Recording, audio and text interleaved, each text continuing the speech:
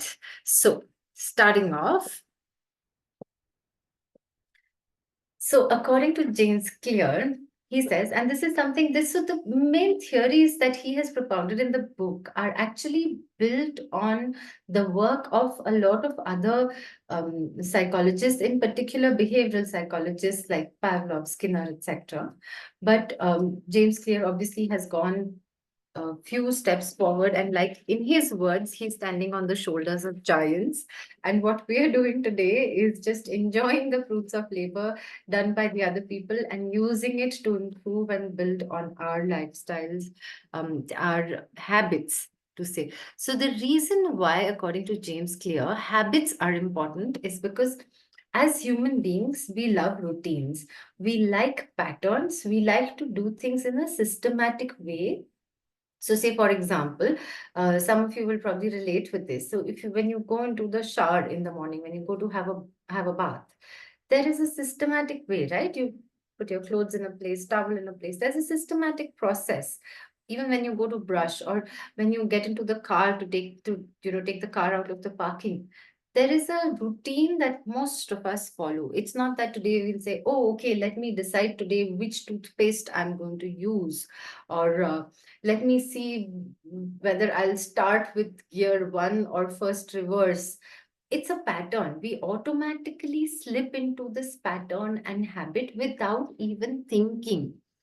That's the reason why these habits are important and helpful, because these are things, these are patterns. This is like muscle memory, things that we can do step by step without actually applying or thinking or deciding. So according to James Clear, we can divide our mind or brain into two parts. One is the conscious and the other is the non-conscious. The non-conscious part could be called by any other name: subconscious, semi-conscious, unconscious, any of that. So he calls it the non-conscious mind. The idea of habits or making it automatic, making it a routine, is that the conscious mind is freed up and we are performing out of routine from the non-conscious mind, so that our conscious mind, we are able to use that for higher level thinking, for more important decisions. Now, the reason he thinks that all these atomic small habits should become automatic, should become like muscle memory, is so that we don't have to waste time deciding, should I go for a workout today? Should I eat a healthy lunch today? Should I read the book which will be helpful for my self growth and development? Should I work on this project today? All of these things should become automatic, should become a part of muscle memory, so that we don't have to consciously take the decision day after day, week after week.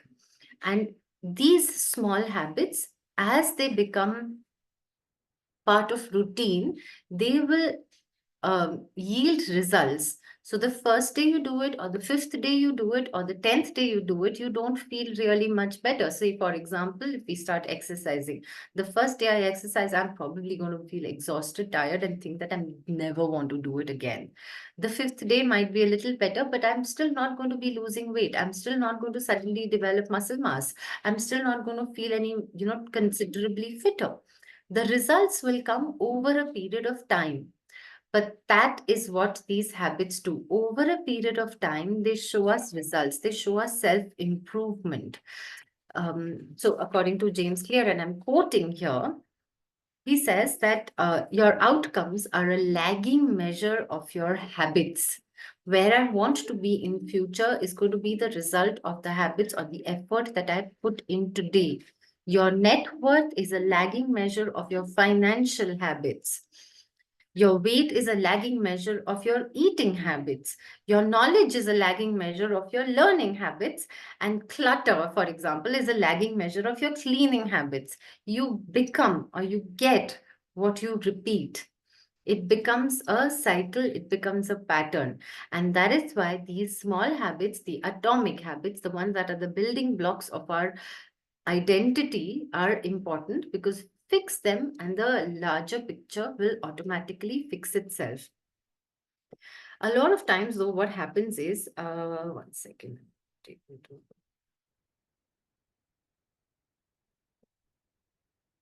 you see the next slide? Yes. Yeah. Great, thank you. So, what happens is we get very caught up in the outcomes or in the goals. I want to reach X weight. I want to read a book. I want to achieve X amount of turnover in my business. I want to complete this project. We become very goal oriented. We become focused on the outcome. But according to James Clear, being focused on the goal, it's great because it gives us direction. When we know what is the goal, we work in that direction, but it is not sufficient in the long run for a couple of reasons. One of them is that when we are focused on a goal, we don't, we feel that we will be happy when we achieve that goal. When I run 10 kilometers, I will become happy. When I quit smoking, I will become happy. It's the happiness becomes contingent on the reaching of the goal. As a result, what happens is A, I can reach the goal, and then what happens? Then look at the next goal. But that happiness becomes dependent on the goal and it becomes transient. Secondly, if I don't reach the goal, I'm still going to be demotivated and I'm not going to be able to enjoy the process. I'm not going to be able to, it's like focusing on the destination and not enjoying the journey. So, according to James Clear, the process, it should be reversed. We start with the identity and then work towards the outcome, not keep in mind the outcome and then work inwards. So basically, we focus on the identity. Now, identity, like I said, it's a lagging measure of our habits, right? But when we focus on the identity, when I say that I am somebody who who believes in physical fitness, rather than saying I'm going to run a 10K, I'm going to run 10 kilometers. I might say that I'm somebody who believes in eating healthy rather than saying that I want to achieve X kgs body weight. I might say that I'm somebody who believes in self improvement. I'm somebody who believes in learning new things rather than saying I'm going to read this particular book in the next 1 week. It's the process that becomes more important, and the result is also intrinsic motivation. I enjoy the process. It's a process of continuous development, and continuous growth, and continuous satisfaction. My happiness is not contingent on that goal. If and when I do reach the goal, I will be enjoying the process and I will be doing it, therefore, more consistently and more happily. That's when the habit becomes a part of one's identity. So rather than focusing on a single goal, we focus on the process. This is also important for long term development because goals will come and go. The goal is not to win the match, the goal is to become a good player, win match after match. Right. So, like I said before, please feel free to ask any questions or add anything at all. If you feel like you could just send in a chat message privately to me or just unmute your mic and speak up if there's something you would like to add. But at this point, any questions?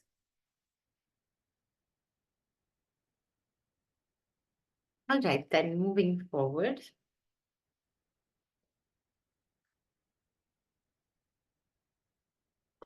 So, Um, I yes, have one question, Dipti. yes, hi, Balaji. Yes, please. Hi, Dipti. Lovely to hear your voice. Yes. Okay. So, I actually tried to create a system. I have a tracker in Google Sheets. Okay. But the thing I face is with the consistency. The first 1 or 2 days, it's quite hard. I try to follow it for the next 21 days, but the first 2 or 3 days I do, and then slowly I just drift towards the old habits. So, do you have any tips to push myself? Or I mean, instead of pushing myself, is there any other way? Or are you going to It cover this in the It next is it session? is a large part of what we are going to discuss, but just to briefly, to give you the cue, this is exactly what they say. It's not a lack of motivation, it's probably a system problem. It's not that the people who stick to habits are the ones who have the maximum amount of willpower or who are the most motivated, but it's just that those are the people who are able to put in place systems that will make a good habit automatic and intuitive so that it continues over a period of time.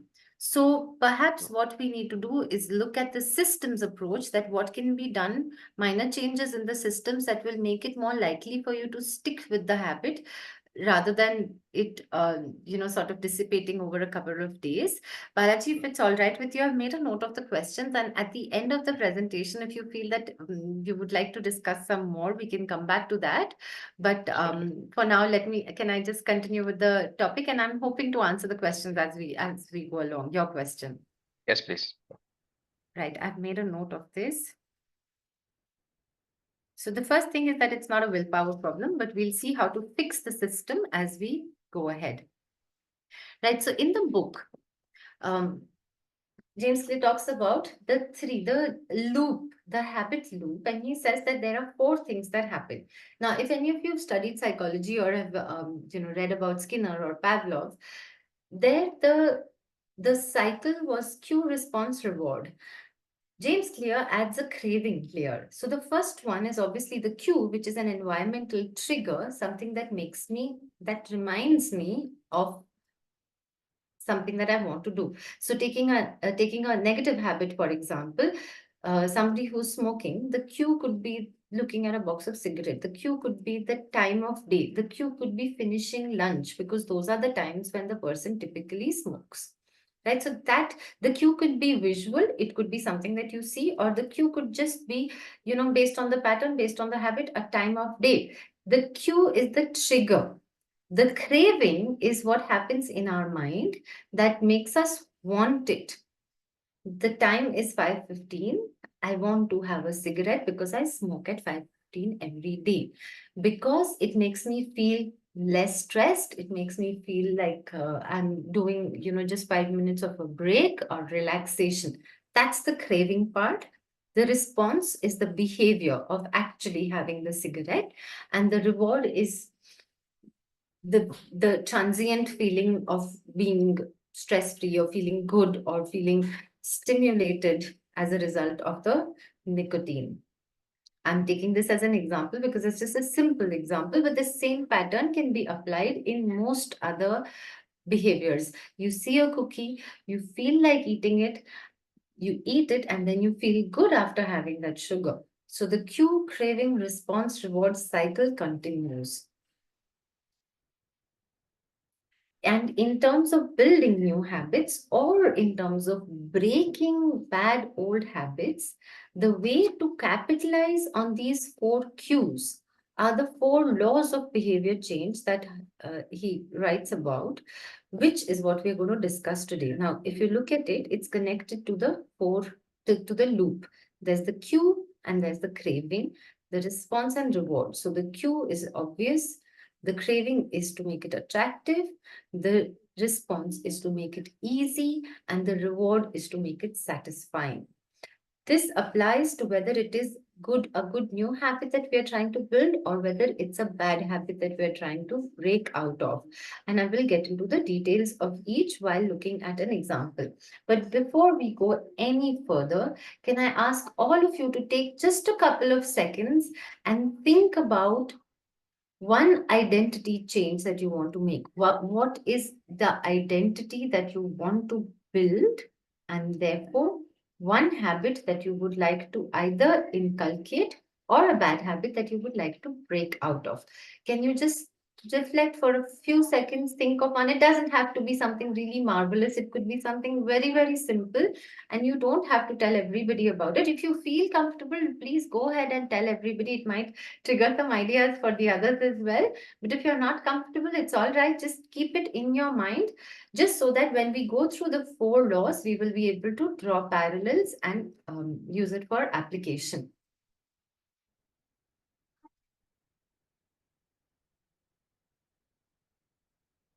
Give me a thumbs up or a yay when all of you have been able to come up with one identity change and the resultant habit that you would like to build or break.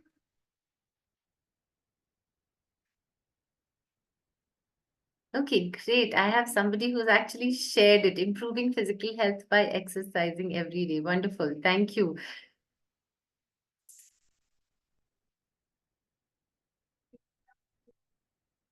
And I have 1, 2, 3, 4, 5 people. Right, okay.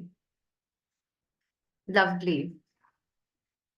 I'm a healthy person who likes to be active, self-love. Fantastic. I love that. The last one, the person says they would like to love themselves. All right, then, since most of us have something, just quickly checking how many I have. I have 6 or 7 responses. Rachna, how many are there in all? I'm not able to see the number of participants. 20 including you. Okay, so less than 50% of us have decided. The rest of you, are you all there with me? Have you got a habit? Do you need some more time? Or shall we go on? Okay, I have a couple more people saying yes, yes, yes. All right, great. So since more than a couple of people, 2, 3 people, I think, said exercise, why don't I use that as the example? That is something, honestly, I have been trying to build for a while. So maybe at the end of this presentation, it will help me as well. But that aside, let's say I'm going to use one of the lines that one of you said. I'm a healthy person who likes to be active. So here we have the identity that I'm a healthy person, and we have the habit of being active.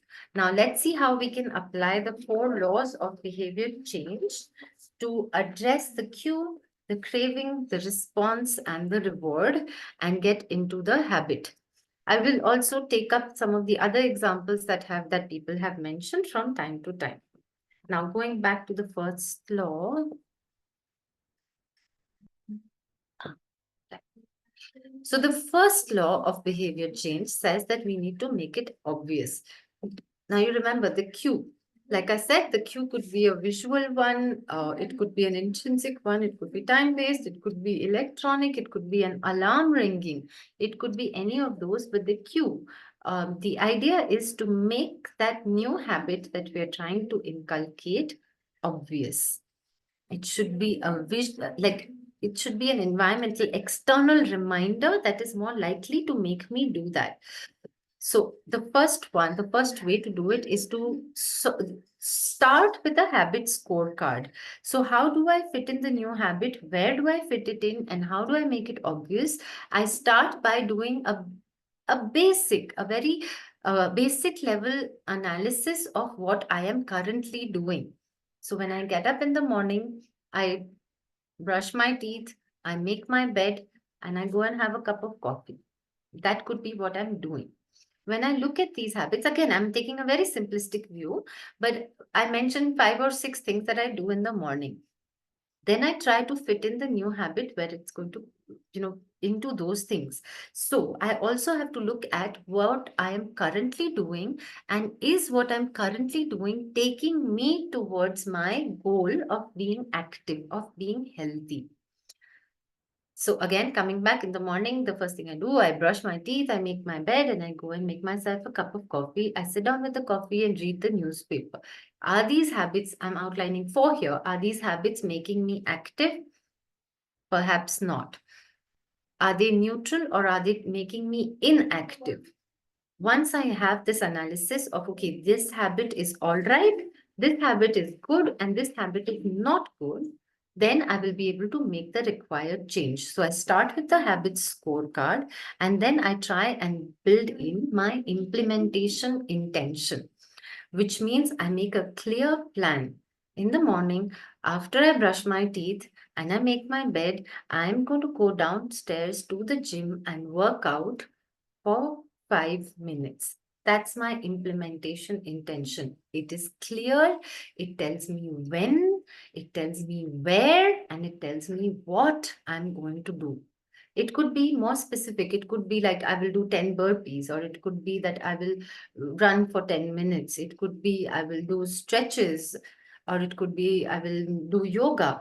The more specific it is, the better it is. But the idea is to have a clear intention rather than a vague plan that I'm going to work out in the morning. The comparison is I'm going to work out tomorrow morning versus After I brush my teeth, I will go down to the gym and I will walk on the treadmill for 10 minutes. See the difference? One is vague, the other is clear and specific. Now, remember, I was talking about habits and how automatic it should be, and I should not be using my conscious mind to take these decisions. In the first case, when the plan is vague, I have to use my conscious mind to take these decisions. Okay, when shall I go? Shall I go after I make my bed or shall I go before I make my bed? What shall I do? Shall I go downstairs and walk in the garden or shall I go to the gym and walk on the treadmill? Those are all questions that don't need to be answered at that time. And those questions are what creates a hindrance. So the implementation intention has to be clear and outlined so that I don't have to use my conscious mind. And over a period of time, it will become muscle memory, and my non-conscious mind will be able to do this, as a process every day, day after day. Now, even better than implementation intention is what he calls habit stacking, which basically means that you stack up one habit on top of the other. Like I said before, I will wake up in the morning, I brush my teeth, I make my bed, and I put on my shoes, and I put on my earphones, and I will go down for a run. This is basically habit stacking because everything is outlined clearly one after the other.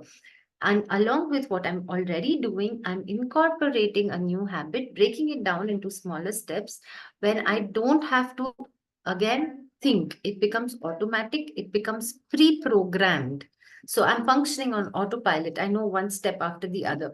Obviously, the first couple of days, it will take a little more effort, but over a period of time, the idea is that it should become automatic and as though we are, running on autopilot. I have the example of a habit stacking image, but I'll go to that in a bit.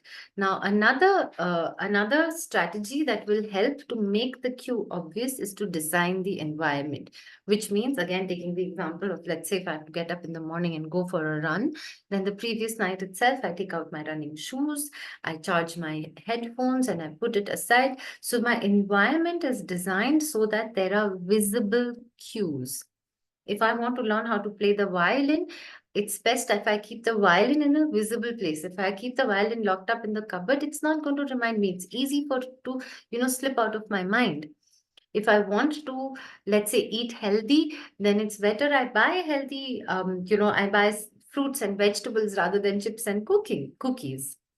So the environment also ideally should be conducive to what I want to do. There was a research study that was conducted in a hospital, and I have the details for anybody who wants more information. I could send it out to them.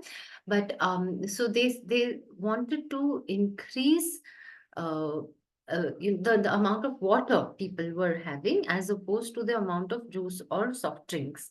And the only change they made is where the water was placed. So right through the cafeteria, in 3, 4, 5 different places, they kept bottles of water. And just that, just having bottles of water kept in multiple different places resulted in random people, drinking more water. They were not told about water. They were not told that being hydrated is good for your health. They were not told or motivated about how important it is to, continuously drink water and how wonderful it is now that the glasses of water or bottles of water are kept within easy reach. Nothing, no discussion, nothing, just the simple placement of water at regular places. That's how important the environmental design becomes, because then even without thinking, without consciously planning it, programming it, we are able to do the action, sort of condition ourselves to do the action that we want to do. So if you want to drink more water, for example, the idea would be to keep a bottle of water in every room so that whenever you go, wherever you go, you have a visual cue and you just pick it up and have a sip or two. It doesn't have to be a planned thing that, oh my God, I have to get up. It's been half an hour. I haven't had any water. Let me go to the kitchen or let me go to the water cooler and take a glass and sip it. It has to be easy. It has to be immediate. That's the advantage of designing the environment. So this concept of making the cue visible obvious out there in your face can be applied to whatever habit it is that you want to inculcate. If you want to be a reader, put a book next to your bedside. If you want to, like I said, learn how to play a new musical instrument, put it out there within visible range. If you want to eat healthy, make sure there is salads and fruits and vegetables or healthy snacking options available. The same also, the reverse rather, the same logic, but the converse of it applies when we are trying to break a bad habit. Because then what we have to do is make it less obvious. We have to make that bad habit invisible. We have to cut down the cues. So if you're, for example, trying to cut down the amount of sugar you take, put the sugar in a place that is not visible. Don't buy chocolates and cookies and sweets and desserts. Make it invisible. Make the cue not be there. So the concept is that we see and we remind ourselves of the things that we want to do, and we try and make invisible the things that we don't want ourselves to do. Any questions so far?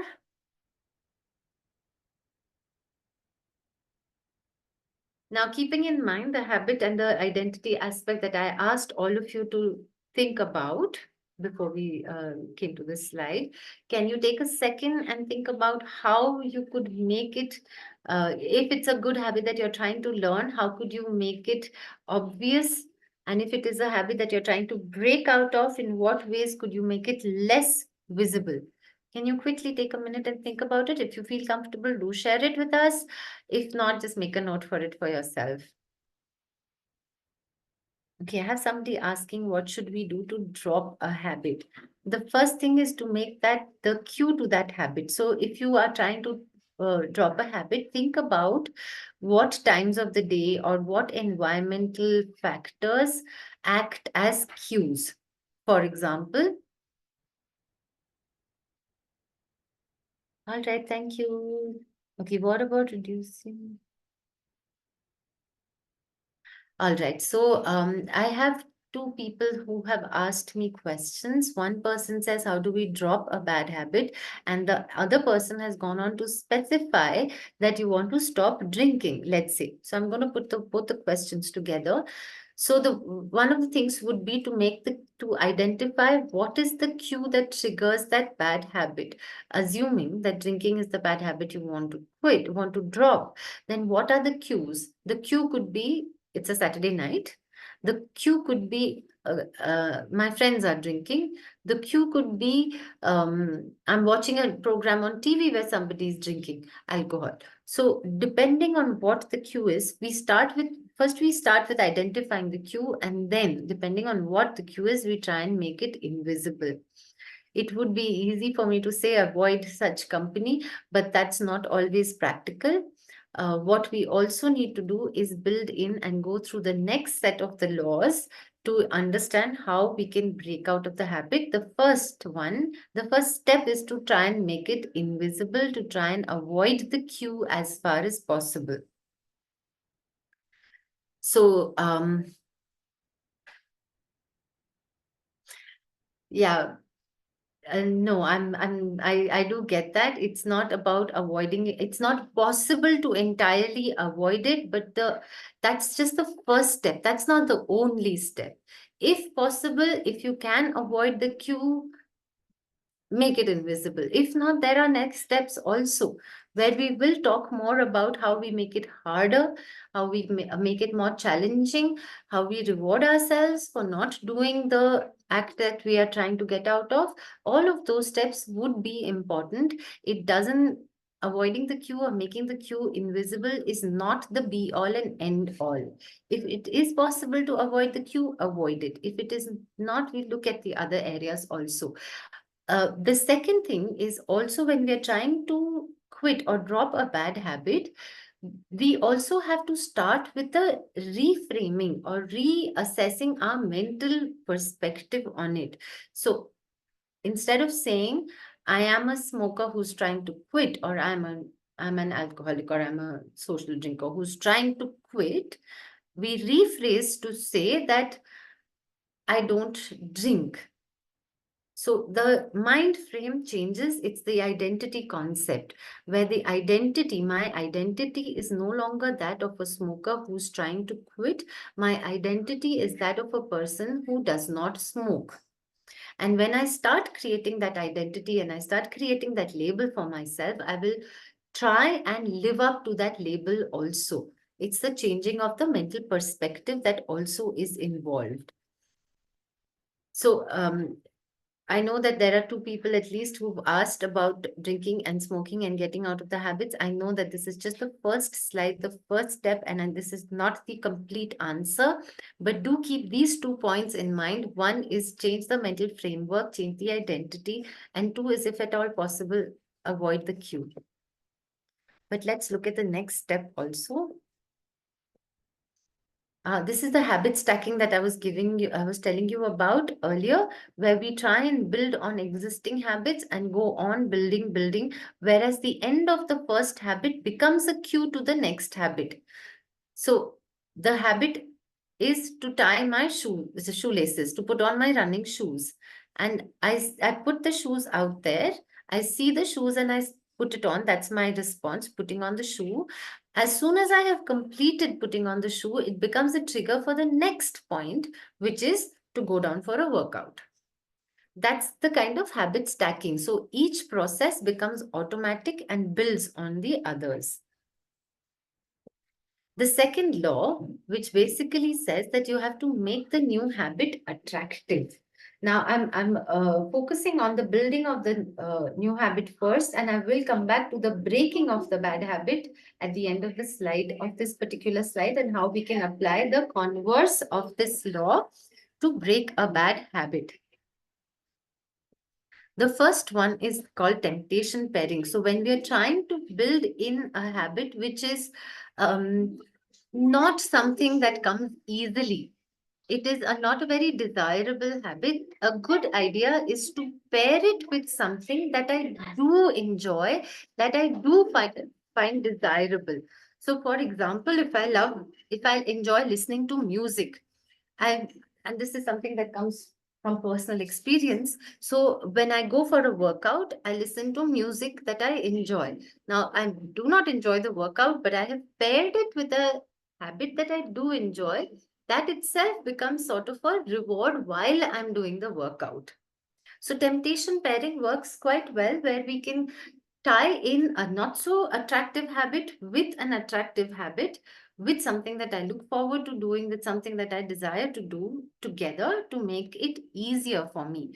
Remember, this is the craving part that I'm addressing here, not the cue. The cue was in the first law. Second one, I'm addressing the craving. Now, when I pair it with a temptation, I am teaching myself, I'm teaching the non-conscious part of my brain to look forward to that activity which would otherwise perhaps not be so attractive. I'm addressing it at the mental level. Another very helpful way of building up a good habit, including inculcating a good habit, is to join a culture, because as human beings, the people around us have a huge role to play on on us. So if we are part of a culture that, say for example, value smoking or drinking, it will be harder for me to break the habit. If I am a part of a group or that believes in, let's say, taking care of one's body and taking care of oneself, and does not approve of smoking, it will be easier for me to quit smoking. So joining a culture, again, a lot of it might be easier said than done, and we will have to look at what we can do, how much we can do. But these are the outlines, and these, if we can do most of this, we would be on the track to breaking a bad habit or building a good habit. So joining a culture itself becomes rewarding. So when you're trying to learn a new, say for example, if you're trying to learn a new musical instrument, it would be a great idea to hang out with people or join a club or join a class where you have other people as well who are trying to learn the musical instrument. It becomes very motivating to see other people, and it becomes rewarding because when you do something well, there's a group of people who will appreciate it. So if you want to become if you want to start running or working out, and you have a group of people who will celebrate when you do, achieve a milestone, or when you run 5 days of the week, that's great. So something that we do in our office, which I was quite rebellious about earlier, but so every Friday, we are asked, all of us are asked, how many days of the week did you work out? And those who work out 5 days, 6 days, the maximum, they get applauded. So it's the culture that we're trying to set where everybody is encouraged to work out. And that's something that we do in our team.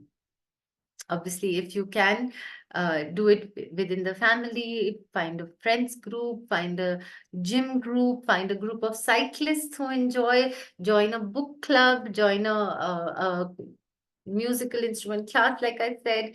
These are all ways to join a culture that will keep the motivation high, that will ensure that that craving part of it is addressed, that I desire to take that next step, desire to take that action.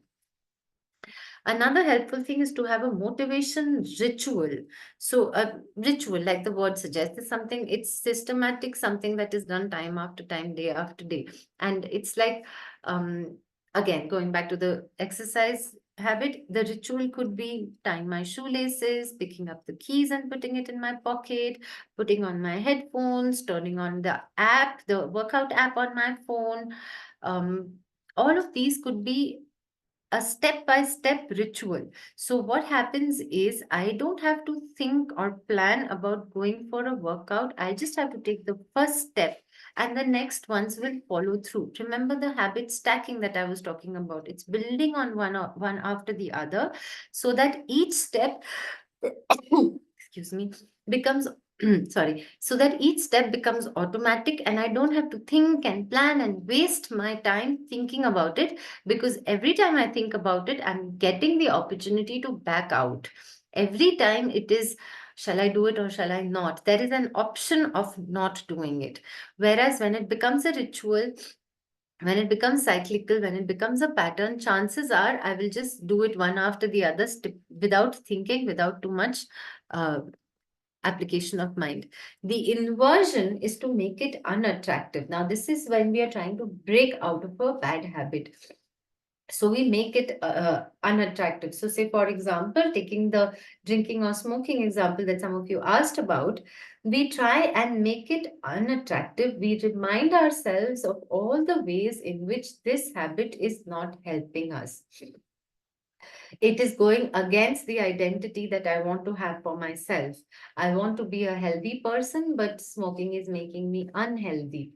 I highlight all the negative impact of continuing with that habit. It's going to make my teeth dark. It's going to stain my lips. It could result in lung cancer.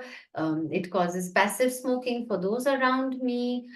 Whatever be the reasons, it costs money. All of those reasons. Similarly, even for drinking. So now, what we are trying to do is reduce that craving. As far as possible, like I said in the previous slide, we avoid the cue. But when we can't always avoid the cue, we make it unattractive so that we address the craving that results out of the cue.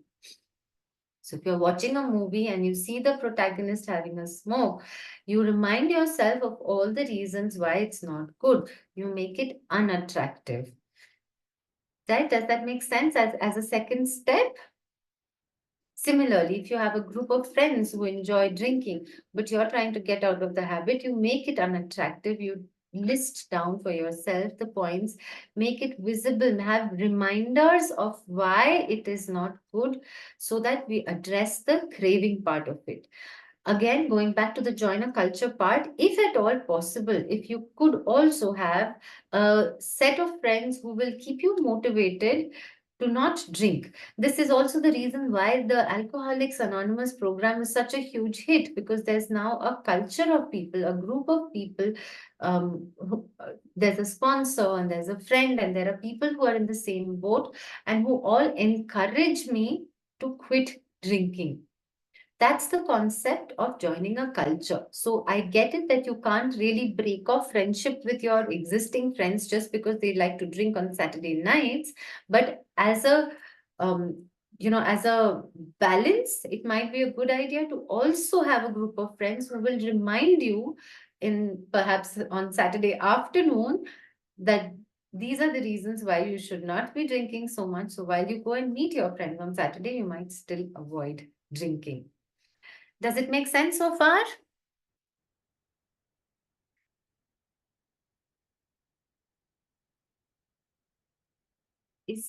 Okay, I have a question that says, is overthinking considered a habit? If so, what would be the cue?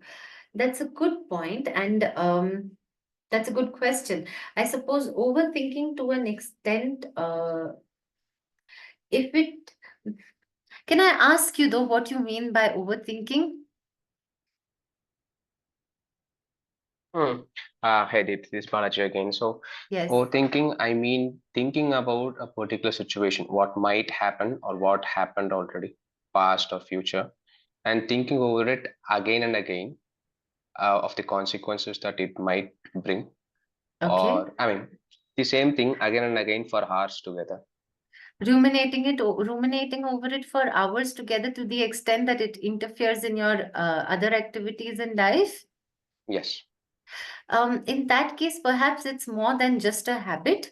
A habit would be just a little bit simplistic to, just call it a habit. These steps that we are discussing might help you break out of the cycle anyway, but perhaps it's something that warrants a little more inspection, a little more discussion, and that may not be, part of the scope of this group activity. And maybe that's something that we can continue in private, me or any one of the other counselors, to see, to get to the to analyze the overthinking a little bit. I know how silly it sounds to say analyze overthinking, but you know what I mean, to understand where it is coming from, where it is going, and therefore what is required to break it. That said, some of the steps that we are discussing might still help you. Okay. And to address this issue in private, should I contact you or what should I do? I will share the details at the end of the presentation. You could just log into the Resilience Works portal. Actually, the URL is there at the bottom of the website of my slide as well. You could just log into the Resilience Works portal and log in. If you are a part of one of our client companies, you will be able to access it online free of cost. Okay. I'll do that. Thank you. Sure.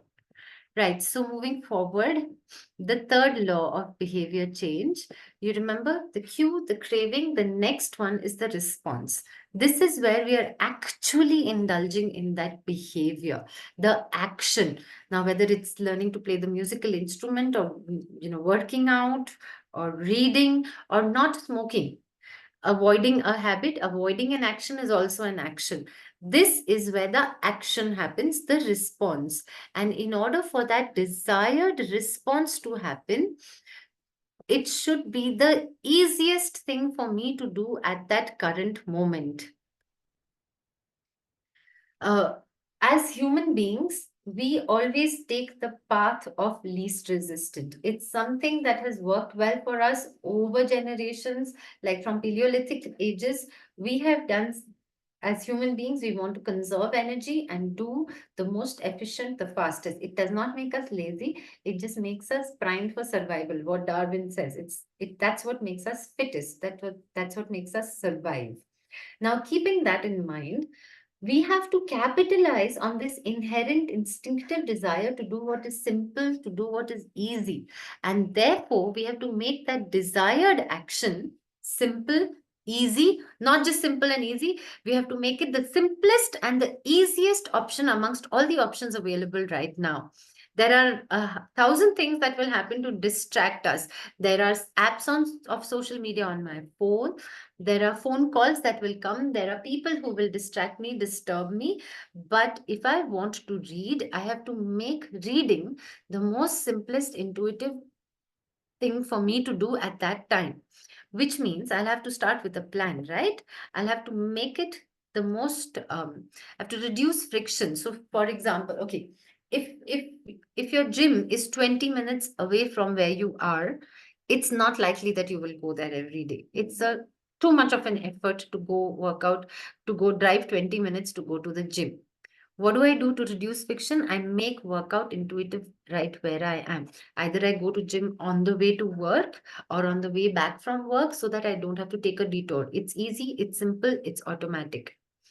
Or like I said before, I put my shoes out and I go for a walk in the gym if I have a gym in the building, or if I walk around the park that is near my house. So I make it immediate. I reduce the amount of friction, the amount of effort it takes me to do that activity.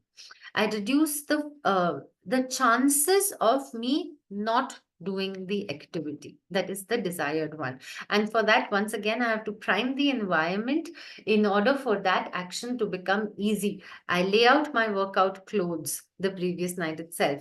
I tell everybody around it that I'm going to do it. I plan that I'm going to do it at 8 a.m. after I have finished making my bed. I put in all of those. So we are building on the first law and the second law, and we're coming to the third law, where I'm priming the environment and I'm making it easy, conducive, simple for me to take that desired action, whatever that desired action is.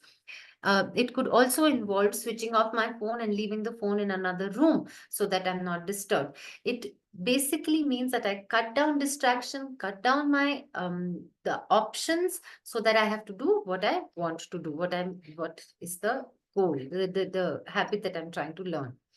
Now, the decisive moment is something that comes up hundreds of times in the day. Every little minute, every moment, I'm taking a decision of how I want to be. I have a glass of water here. Now, do I drink it or do I not drink it? It's a decision. I've been thirsty because I've been talking. I've not been drinking it because I've been continuing to talk. Every little moment is a decisive action, and the decision that I take is for my future self, not for my current self, but for my future self. That's the power of good habits. I took the correct decision to take a sip of water. So what we have to do is, at every step of this, this decisive moment, I think about what is it that is taking me towards that identity that I'm trying to build, towards the future self that I want to become. And that is how we master the decisive moment. Now, there is another very important concept that James Clear talks about, which is it's incremental improvements. So he talks about how the aggregate of these incremental gains are actually much more than the individual gain itself. Again, the concept of these atomic habits, simple small things, which when put together, when aggregated, when accumulated over a period of time, will have a huge impact, even though we may not see it in that moment. So every little thing I do, I drink more water. Instead of snacking on chips, I snack on carrots. Every little small thing that I do will take me towards the identity, closer to that identity that I visualize for myself, and towards the goal of being an active, healthy person. So that's how we master the decisive moment. The other thing he says is to start off, the habit that you need to build should be something very small, even as small as a 2 minute, because that's how we ease ourselves into it. Very often in this goal of trying to do something marvelous, I'm going to run 3 kilometers every day. That's a huge target. I'm not setting myself up for success when I set myself a target like that. The target that I ought to be setting up for myself is I'm going to start off, run 2 minutes a day. It seems easier, it seems simpler, and it seems doable. And in that decisive moment at that time in the morning, when I have to decide whether I should go for a run or not, it's just a 2-minute run. Doesn't matter if I'm not feeling so good, doesn't matter if I didn't sleep too well last night. It's just a 2 minute run. It doesn't matter how well I do it, how fast I do it, how much distance I cover. It just matters that I show up, that I do it. And that's the start of the habit, just the 2 minute rule. And he says that to start off, every habit should be just a 2 minute habit. You don't have to read 50 pages of the book, you just read one page. You read one page, you become the standard. Every day you read one page, and that becomes the standard, and then you build on it. You go on to 5 minutes, you go on to 10 minutes, and very soon you'll be reading the whole book. But to start off, set yourself for success, take just the 2 minute rule and do that. Use technology or things around us to automate it, to make it easier. Reminders, apps, there are any number of apps available for any activity. I mean, from physical exercise to self-love, gratitude, meditation, there is an app for everything, even learning how to play a musical instrument. If you find that you're able to use these apps to build on it, great. Otherwise, use the tools around what is available. Like I said, put the phone in the other room, put distraction away. So we use whatever tools are available. So even something like, say, for example, if you're trying to build good financial habits or you're trying to save money, automate the debit every month, recurring deposit. So every month on the second after you get your salary, 1000 rupees gets deducted and put into an RD. Automate it, make it an investment. If you want to um, build in a habit, use these external tools to make it intuitive and easy. Now, coming to the reverse of trying to break a bad habit, we have to make that habit as difficult as possible. So, say, for example, if you're trying to quit smoking, make it difficult to smoke, which means don't smoke in the house. Every time you have to smoke, you have to walk down, go out and smoke outside. So you're making it harder for you to smoke. So you might still have the cue, you might still be watching the protagonist on that movie that you're watching smoking, but you've made it more less attractive by reminding yourself of why you shouldn't be smoking. That was the second law. And you're making it difficult because you'll say, I can't smoke at home, that's a rule. My family gets exposed to passive smoking, so I cannot smoke at home. If I want to have a smoke, I have to go walk outside and have a smoke and then come back. So I'm making it difficult. Another example is to not keep cigarettes in the house. Every time you have to have a smoke, you actually have to walk to the shop and buy one cigarette and smoke it. So I'm making it more difficult for me to actually smoke. The same can be applied to break any of these bad habits where I'm trying to make that response, that behavior as hard as possible. Whereas when it's a good habit that I'm trying to learn, I make that behavior the most easiest, the most simplest thing for me to do at that moment. Right, the fourth law is about so now we've got the cue, we've addressed the craving, we've done the behavior. Now we are looking at the reward or the reinforcement, and we have to make that behavior satisfying. Because if it's not satisfying, if it's not immediately rewarding, it will be far more difficult. And that's the paradox of these, good habits. The good results of good habits will come to us sometime in the distant future.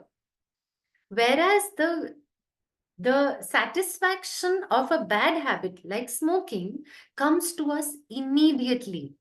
I have a smoke and I immediately feel good. So the result of the good habit, which is not visible to me, it's somewhere out there. I'm able to discount it, and I look at the advantage or the benefit of the bad habit in the immediate.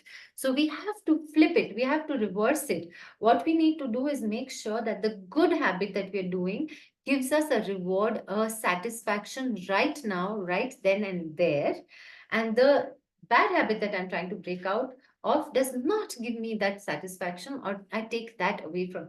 The reinforcement works well. So something as simple as marking it on a chart. One way of doing it, which several people have tried, is to have two jars one jar of just paper clips or marbles or anything.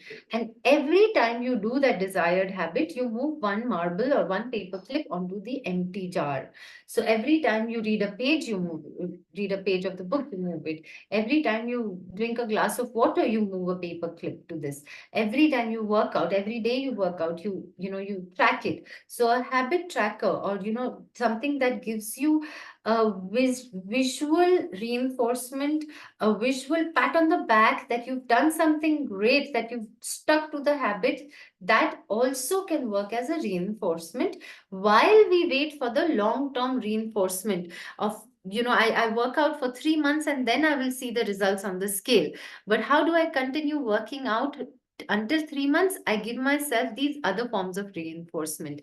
Now, the important thing to keep in mind while selecting the reinforcement is that if you're trying to lose weight, then having a cupcake is not going to be very helpful. The reinforcement has to be something that will be attractive, that will feel like a reward, and yet not take me away from my goal. Another important thing is to not break the chain. Like I said before, just show up. It doesn't matter how well you do it. It doesn't matter how many push ups or how well you did the push ups. The important thing is to turn up at the gym every day, day after day. And yet, mistakes happen. We will all have one or two bad days, that we slip up. The first mistake is never the critical one. The one time that we make a mistake, the one time we slip up is it's all right. It happens. It happens to everybody. The moment we miss it twice or more than that, that becomes a new habit. That's how easy it is to break a good habit and make a bad habit. So when you start missing it day after day, 2 days, 3 days, it's a new habit. The old habit of doing that workout every day has gone, and the new habit of not working out comes up in its place. So, what we need to do is continue showing up, continue turning up, and continuing to make it happen. And another very effective way of doing that is to have a habit contract with an accountability partner. It could be anybody, it could be your spouse, it could be your friend, it could be your trainer at the gym, it could be anybody. You draw out a contract that this is the behavior that I'm going to do. If I don't do it, this will be the penalty. And if I do it, this will be my reward. And this is how I'm going to be accountable to you. I'm going to show you a photograph every day I work out, whatever be the method of showing that, or being accountable. That's how we implement the fourth point of rewarding the desired behavior. Now, the inverse of it, to break the bad habit, we have to make it unsatisfying. And we have to reward the doing nothing part. If I did not have a smoke, I'm not getting any reward. But that's the time I move that paperclip from that one jar to the other, and I reward myself for not doing that act, for doing nothing. I reward myself for refraining from that activity, and I make that activity unsatisfactory, not desirable. So I remove the reward from it, and that's how we try and close the loop of the four aspects. Now, for any behavior to continue, it will, over a period of time, any habit will fall into what is the boredom zone on the graph of your screen. And that's why it's important to not be stuck with the 2 minutes. Remember, I said you start with 2 minutes, you just show up. But once that showing up, or once that 2 minutes becomes a habit, that will become boring. So you push yourself a little bit more, and that's that sweet spot, the Goldilocks zone. And human beings love to fall into this zone where the task we're doing is just a little bit challenging. So I feel stimulated, I feel energized, and I feel excited to do it.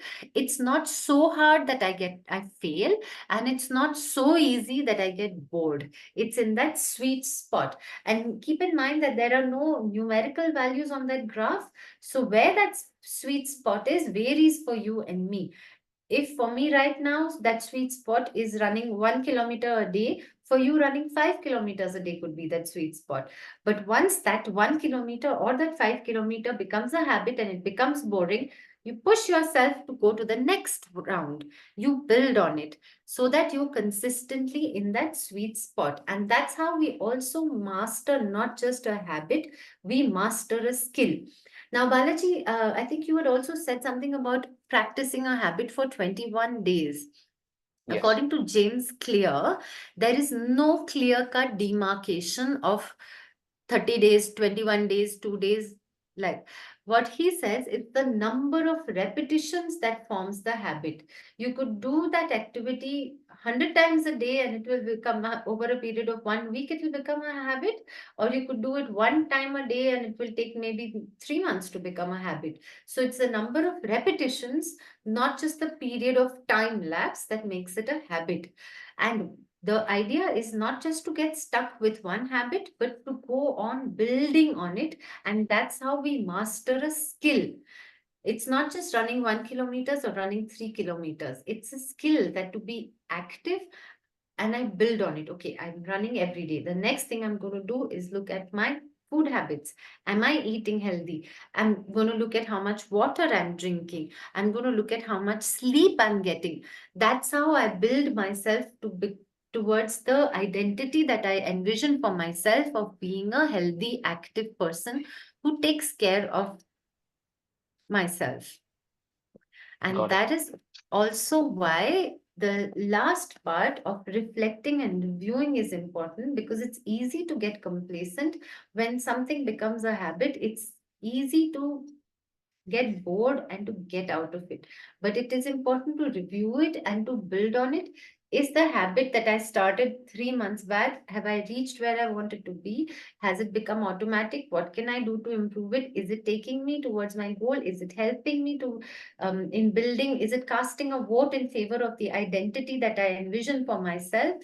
To reflect upon it, to review it, and to make any adjustments that are required, to build on it, to remove certain aspects, to add certain aspects. And again, keeping in mind tiny changes, that's the crux of the book. It's the small things that you do that makes it, that makes, lasting, remarkable results. So James Clear talks about this professor who gave an assignment to his photography. It was a photography teacher who divided his class into two groups, and he said one group will be assessed on the number of photographs that they submit at the end of the semester. The more the number of photographs, the better their marks. And the other group was told that it doesn't matter how many photographs they submit, it's the quality of the photograph that will be given the marks. Interestingly, it was the first group that submitted better quality photographs at the end of the semester, because the second group was so focused on submitting a great photograph that they weren't actually taking photographs. That perfection was actually becoming a deterrent for them. Whereas the first group, they just went ahead and clicked, click, click, click, click, click, clicked. And in the process, they actually honed their skill much more effectively, much more faster, becoming better photographers just out of the sheer quantum or the sheer repetition of the habit of that activity. So tiny changes without worrying about perfection, without worrying about goal, looking at the process, looking at the system is what is going to get us the results. Right, thank you. That brings me to the end of this presentation, but Balaji, I am not sure if I answered your question. Would you like to review? No, I think I got the answer. Okay, so now we'll quickly take a minute. If you have the time, some of you need to drop off, and that is perfectly all right. Thank you for joining in. Rachna, do you think you can launch the poll before the others leave? Or Yes. do I need to do that? Right, thank you. So while we answer the poll, some of you answer the poll, just take a minute and think about that, the identity and the habit that I asked you to think of first. Are we able to identify the cue, craving, response, and reward pattern for those behaviors?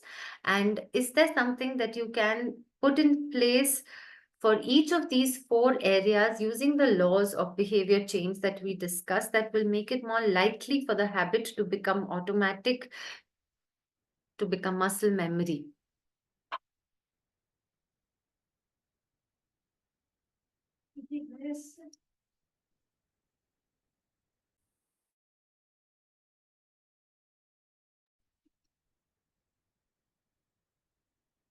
Right. Any questions or any doubts when you're thinking about the habit that you're trying to build in and practice?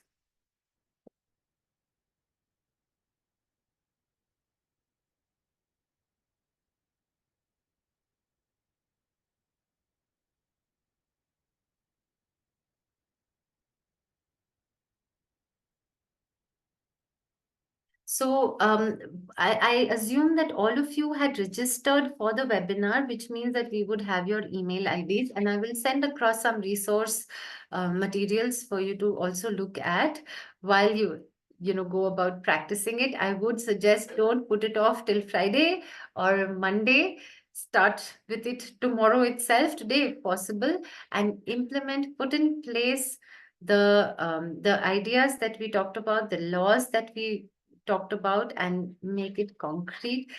The sooner you start, the better it is. And I will send across those materials. In case any of you have not registered themselves and you would like the resources, just drop in your email ID on the chat box and I will send across the link to those resources. Of course, a lot of these resources that we talked about and all of the points that we discussed are also available on the James Clear website.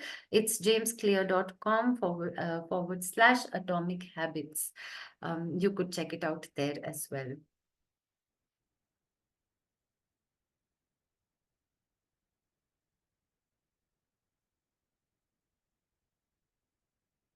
Right, so I am here and available for questions.